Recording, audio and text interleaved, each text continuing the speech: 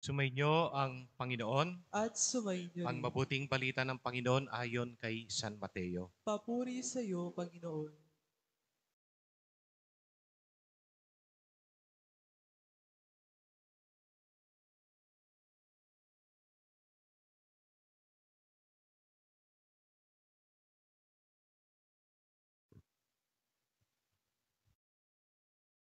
Noong panahong iyon, muling nagsalita si Jesus sa mga punong saserdote at matatanda ng bayan sa pamamagitan ng talimhaga. Sinabi niya, ang paghari ng Diyos ay katulad ito. Naghandog ng isang piging ang isang hari sa kasal ng kanyang anak na lalaki. Sinugo niya ang kanyang mga alipin upang tawagin ang mga inaanyayahan, ngunit ayaw nilang dumalo. Muli siyang nagsugo ng iba pang mga alipin at kanyang pinagbilinan. Sabihin ninyo sa mga inanyayahan na ihanda ko na ang aking piging, na ang aking mga baka at mga pinatabang guya, at handa na ang lahat ng bagay. Halina kayo sa piging. Ngunit hindi ito pinansin ng mga inanyayahan. Humayo sila sa kanilang lakad. Ang isa'y sa kanyang bukid at sa kanyang pangangalakal naman ang isa. Sinunggaban naman ang iba ang mga alipin, hinamak at pinatay. Galit na galit ang hari, pinapaparoon niya ang kanyang mga kawal. Ipinapuksa ang mga mamamatay taong iyon at ipinasunog ang kanilang lungsod. Sinabi niya sa kanyang mga alipin, nakahanda na ang piging, ngunit hindi karapat-dapat ang mga inanyayahan. Kaya't pumunta kayo sa mga lansangang matao at inyong anyayahan sa kasalan ang lahat ng makita ninyo. Lumabas nga sa mga pangunahing lansangan ang mga alipin at isinama ang lahat ng natagpuan. Masama't, mabuti, ano pat napuno ng mga panauhin ang bulwagang pangkasalan. Pumasok ang hari upang tingnan ang mga panauhin at nakita niya roon ang isang taong hindi nakadamit pangkasalan. Kaibigan, bakit ka pumasok dito nang hindi nakadamit pangkasalan? Tanong niya. Hindi nakaimik ang tao. Kaya't sinabi ng hari sa mga katulong, gapusin ninyo ang kanyang kamay at paa at itapon siya sa kadiliman sa labas. Dooy mananangis siya at magngangalit ang kanyang ngipin. Sapagkat marami ang tinatawag, ngunit kakaunti ang nakihirang.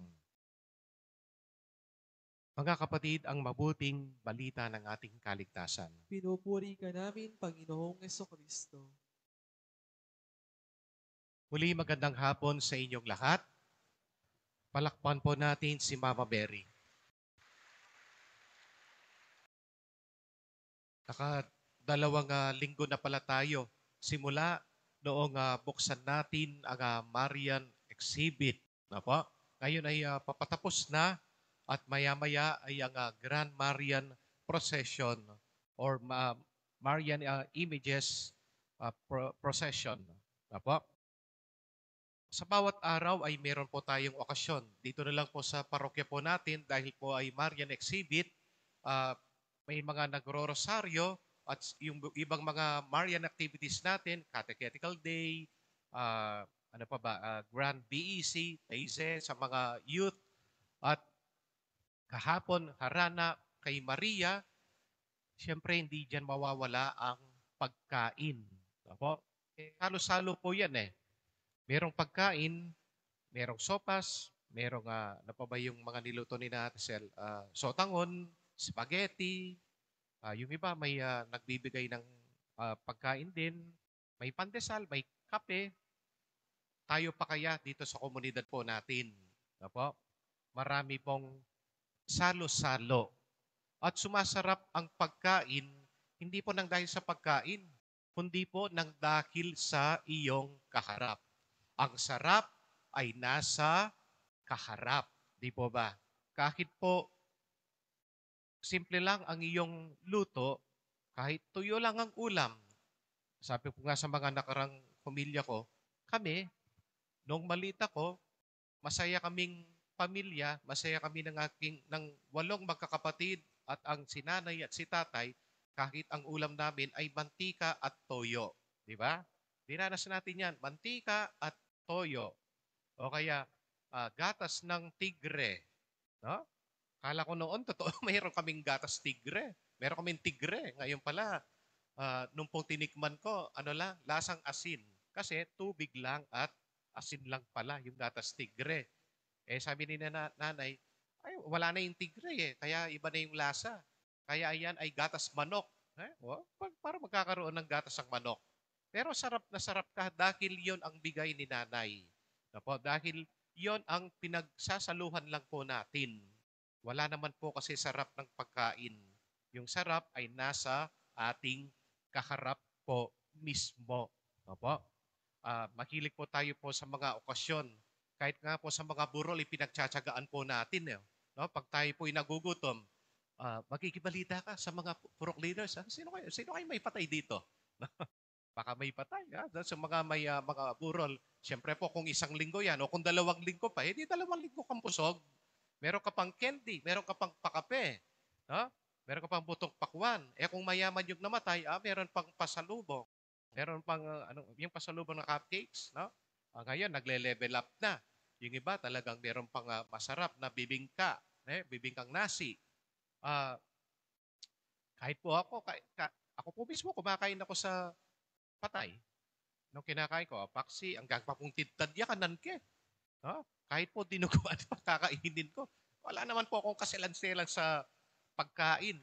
Opo? Siyempre po, depende din sa namatayan. Dapat po siyempre malinis. Kaya yung iba ayaw kumain sa patay eh. Parang sila po ay naasiwa. Yung pota marinat, baka marumi. Pero with due respect sa mga namatayan, siyempre, kakain ka ba naman sa tabi ng ataol? Hindi naman, di ba? O, lalayo ka. Ako nga po may Sharon pa eh. No? May Sharon pa. Ilang beses na nga natikman ni Ate Medi kasi hindi yan kumakain sa patay, yung aking sekretary. Hindi kumakain yan sa patay. Hindi niya alam. Ire-rep ko muna ng 3 araw. After 3 days. Yan. Kaya alam nyo na. Alam nyo na. Pag kayo ay aking bisita sa kumbento, at sabay, hindi nyo naman makakalata eh. Kasi sabi, ako yung nagluto dyan. O yun ang technique. Pag sinabi kong, ay, akong may gluto, Ken. Hindi nyo alam, ako lang po yung nag-init. Pinainit ko lang. Galing sa malamig na rep. Galing sa malamig na ulam sa patay. Ba't nga ayaw nyong kumain sa patay? Masarap naman eh. Amo kasi marimla. O ngayon mong marimla, di papahali mo. Madalas ko yung biro na kasi kung 3 yung patay ko sa isang araw, sunod-sunod po yan nung umaga. Nagmisa na ako sa isang patay, doon pa sa isang 3 patay, pakakainin ka na naman. Among mga anak ko, kapapangan ko para kung tidtad. Nga, kung mga anak ka nun man tidtad. Kaya mo, pinakain ka ng dinuguan. Nga ako na kanyaman, may aksidente pa nga itang pero yun po, wala naman po sa pagkain ang sarap, kundi sa iyong kaharap. Makakakain po ba kayo kung ang kaharap mo ay kagalit mo? Hindi, di ba? Kahit lechon pa yan, kahit eat all you can pa yan. Sa misa nga eh. Sa misa nga, huwag kayong mag-communion kung may kagalit ka. Huwag kang mag-communion kung may galit ang iyong puso. Ikaw na nga mismo, umiiwas ka. Yun o kanyang bakaluklok kaya. Ay, kita ko pa. Po? Bakit po? Kasi ang misa, yan ang piging na iniwan sa atin ng Panginoon. Yan ay isang malaking okasyon kung saan lahat ay kumbidado. Ang kumbidado to invite kumbirare sa Latin. Ang ibig sabihin ng kumbida, ibig sabihin to be with. And vida, ibig sabihin life. No, vida. Vida, vitality. Ibig sabihin, buhay. Kaya po tayo, gusto ng Panginoon na pag tayo nagsisimba, tayong lahat ay kanyang binubuhay sa pamamagitan ng misa, binibigyan ang buhay natin pong unti-unting namamatay ng dahil po sa masama, ng dahil po sa kasalanan. Lahat po tayo ay kumbida. May kumbira. Inaanyayahan po tayo lahat kahit sino ka pa. Sa Ebanghelyo, Yun po ang paanyaya ng isang hari. Pinapasok na niya ang lahat. Lahat ay invited. Opo, sabihin nga natin sa ating katabi, you are welcome. Opo, you are welcome. Iba po yung you're welcome sa you are welcome. Opo, pag sinabi kong thank you, nung sasabihin ninyo, you're welcome. Pero pag sinabi ko thank you, you are welcome. Hindi. Opo, sinasabi yung you are welcome. Halika, tuloy po kayo. Yan ang sinasabi palagi ng Panginoon sa atin. You are welcome. Ang sagot po natin nun, thank you. Thank you. You are welcome. Ang babalik sa iyo ng Diyos, you're welcome. You are welcome, then you're welcome. O, tuloy kayo sa piging ng Diyos. Huwag po tayong makiya. Yan po ang sakit nating mga Kristiyano. Tayo pong mga Katoliko, akala mo masusunog ka sa simbahan? Pag matagal ka nang di nagsisimba, puta masilab ko nga mo. Meron na bang nasunog sa atin? Wala. Bakit? Sapagkat mahal po tayo ng Diyos. Bakit mo sinasabing baka masusunog ka sa simbahan? Ang simbahan ba impyerno para masunog ka? Hindi. Di po ba? Hindi naman po impyerno ang simbahan, kundi pinapadanas na ng ating Panginoon ang kalangitan dito po mismo sa mundong ibabaw. Ang kalangitan ay yung lahat po tayo ay walang pinipili. Wala po tayong pinipili sa bawat isa. Kagalit mo yan, matuto ko nang piliin mo siya muli. Apo, tawagan mo siya muli.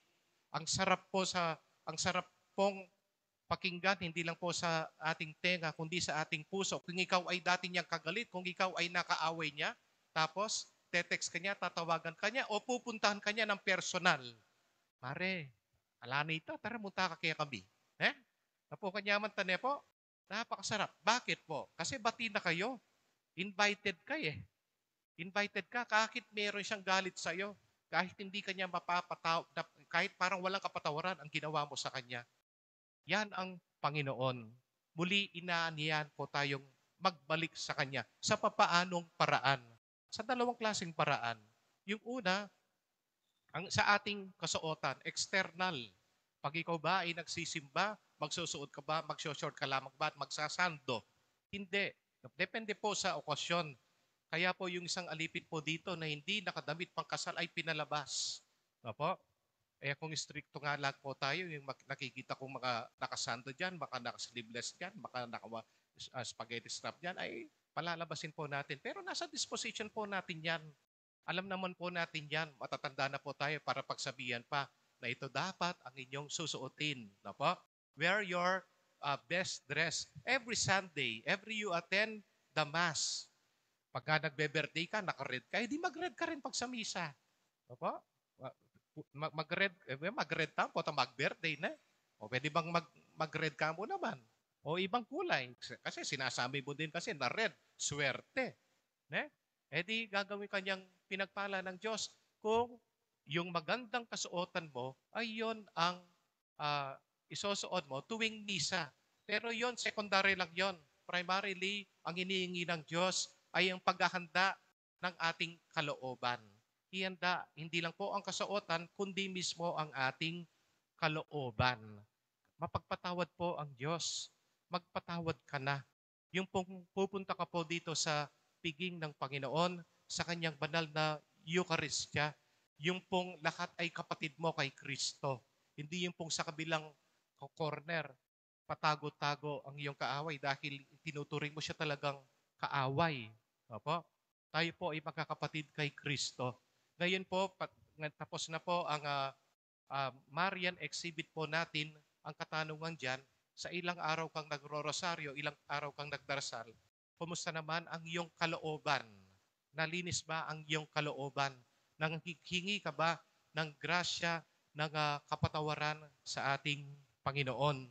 Ang kagandahan po sa ating simbahan, everybody is welcome.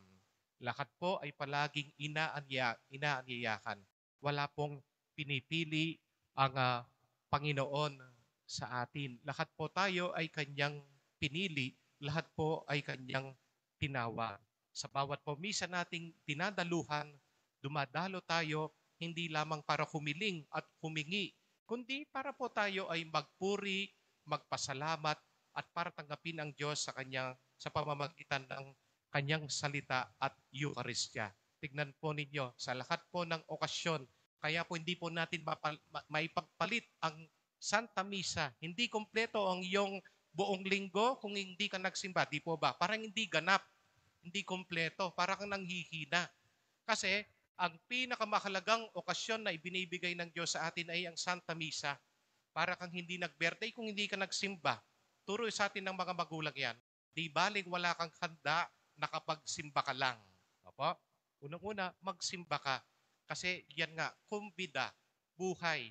Lalo tayong binubuhay ng Diyos kung pinupuntahan natin siya sa ating misa. Hindi po ba't karangalan na tayo maimbitahan sa anumang party ng ating mga kaibigan? Hindi lamang sa okasyon po na mayroong ang pamilya, hindi lamang sa piging na may lasingan, kundi po sa piging na ito, sa misang ito, na Diyos mismo ang nag-aanyaya. Hali kayo, you are always welcome dito sa bahay ko. No po? Sa piging na ito, Diyos mismo ang nagkukumbira, nag-aanyaya. Diyos mismo ang naghahanda at Diyos mismo ang inihahain. Makinig tayo sa salita ng Diyos, magsalo-salo tayo, magkwentuhan tayo, BEC, Bible sharing, tungkol sa refleksyon sa Ebanghelyo. Maging topic po natin sana parati si Jesus. Sapagkat si Jesus, siya po ang Jesus ng ating buhay. Lagi po siyang nakahain, nakasakripisyo para po sa atin. Amen.